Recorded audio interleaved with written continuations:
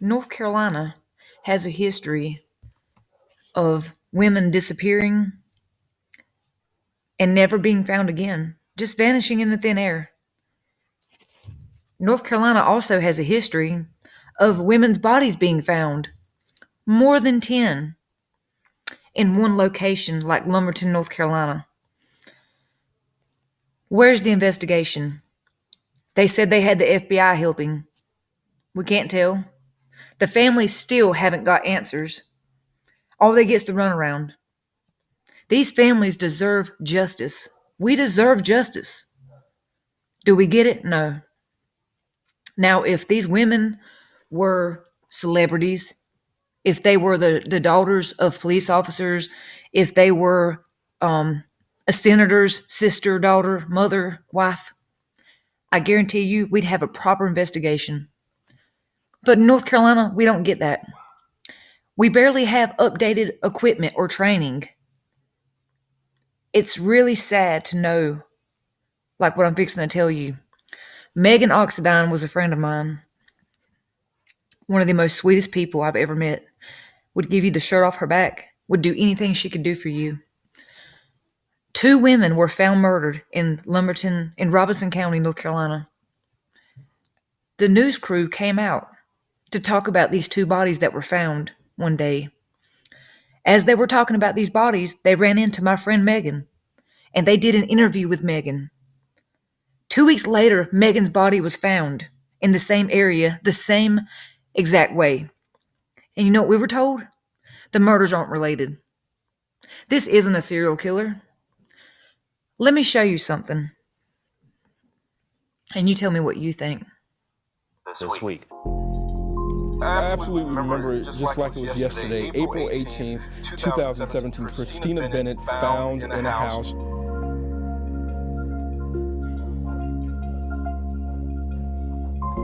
And then that same day, Rhonda Jones found in a trash can. Police have not yet released the victim's name. Now, when Rhonda was found in the trash can, Megan happened to be in the area, and the news crew spoke to Megan because Megan knew Rhonda, the victim who was found in the trash can. At the time I was working for CBS North Carolina, I remember the assignment desk giving me the call and having to go down to Lumberton, talking to a lot of folks who told me on and off the record, hey, this is one of the poorest communities in Lumberton, A. B, I was told that the neighborhood is infested with crime, drugs, prostitution, all of those things. The residents, the neighbors were like, nobody deserves this. My cousin was in Clintwood, Virginia at her parents', which is almost 8-hour drive. So you just seen the news guy was talking about he was sent to Lumberton. Did you happen to see that clip of that girl that he was interviewing? Right. Hold on, I have it right here. I can pull it up for you. So this was him interviewing Megan Oxidine about the 2 prior victims who were found in the house and in the trash can. He had a conversation. He interviewed Megan about the bodies that were found, and she talked about how she didn't know how someone could kill like that, how someone could just kill somebody's child like that. Megan was found 2 weeks later, the same way. These cases are related. I don't know why the police are trying to act like they're not. This is some of Megan's interview. I doubt her nothing. She's just quiet. She didn't really mess with too many people. Right now, police, the FBI, and the Robinson County District Attorneys are continuing to investigate this case. Now, coming up tonight at 6, residents tell us the house where one of the bodies was found has been a haven for crime for years. We'll tell you more tonight at 6. In Lumberton, I'm Nate Rogers, CBS North Carolina. So that was his interview with Megan, okay? Within 2 weeks, she was found.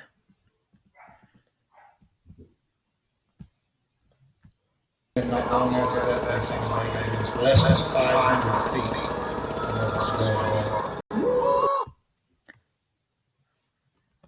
Less than 500 feet from where the other two I've victims dated were much found. worse guys than him. Is where Much Megan worse. was I mean, at found. least he's famous. 2 weeks after doing an interview with that news crew. No, it's not the news crew's fault. But it's still very related. I vividly remember standing on the corner and Miss Megan Oxendine walking up and just standing there. I'm saying, oh my God, it's so sad, it's so sad. I can't believe this happened. And so I said, hey, I'm a reporter. I work for CBS North Carolina. I asked her how was she remembering the young lady who had died, and she said, I ain't never seen her act out or nothing. She's just quiet. She didn't really mess with too many people. she was shaken by it. She was astonished. She walked away from the interview. Although she didn't say it to me, I sensed a fear in her from that very moment. Her walking away from the interview thinking, what could happen next? This could happen to any one of us. I don't comprehend stuff like this too good. I don't understand how somebody could do somebody's child, mother, niece like that. Megan Oxendine, the woman that I'd interviewed about the two previous women, Christina and Rhonda, she was found dead behind a home just 500 feet away from all of this. Just unbelievable.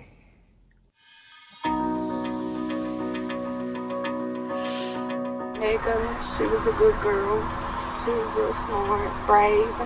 She could be at her lowest point and she would help somebody else before herself, you know? She'd give you the shirt off of her back. She was special to me. I thought she was the most beautiful girl in the world. I did. I used to want her hair so bad, and I thought she had the most beautiful eyes. She was the life of the party. She was very outgoing. She was fun to hang around and just be around. She even had a green snake. The ones that don't bite and threw you in the bed on me and my mama. Pick up things. Me and my mama, we hit the wall off the bed. Yeah. Mama was running after her. Megan!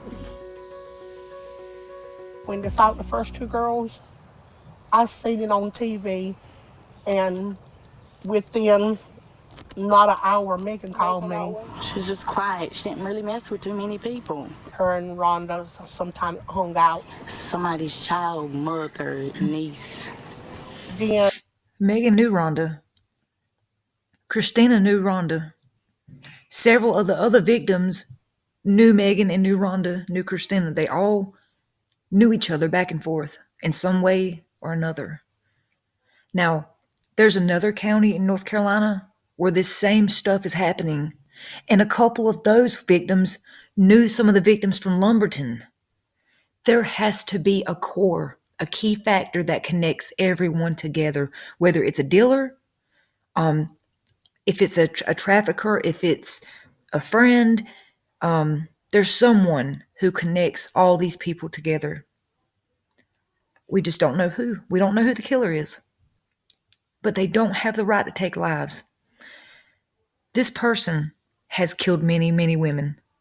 And it's terrifying because it's not just in Lumberton. It's not just in Hickory. It's not just in, Brunswick County. It's in many counties. It's all over southeastern North Carolina that this is happening. And we're not getting a proper investigation. We're not getting any kind of an investigation. It's like they just closed it and left it alone.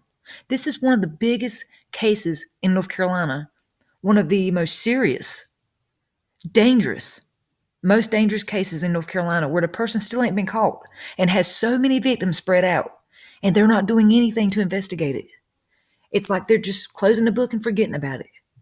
And you know why we think they're not investigating it?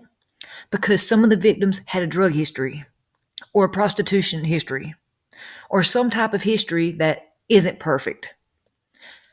That should not make any difference. One person's case should be just as important as another's. We should all be equal. All cases should be equal. But these girls are not getting justice. Their families are not getting justice. We are not getting justice. Now, if these women were celebrities or the daughters of senators, the wives of police officers, they would be investigating this hardcore 24/7 until it was done. We haven't gotten that. It just, if you type in like Lumberton, North Carolina, 3 women killed, the videos that pop up, the news, the cases just go on and on. Because this person hasn't been caught and they're still doing it. They take breaks in between the killings. This is serious. And we can't get any help. Most of our police departments don't even have updated computer systems. We don't even have a proper forensics system here. All of our stuff has to be sent to Raleigh. Anything in North Carolina that gets done has to be sent to Raleigh. When my cousin was murdered, they done his autopsy in Raleigh. They couldn't do it in our county, the county I used to live in. They couldn't do it there. You know why? Because they didn't have proper equipment. So they had to send his body off. And you know what they did? They cremated him before sending him back. Don't know why. Don't ask. I don't know. We don't get any kind of answers here. It's like a hush-hush thing. When are we going to get help? And my child does the interview on the news, and then she comes up the third victim. She was targeted. That breaks my heart. That breaks my heart to hear that she may have been retaliated against from, talking to the media.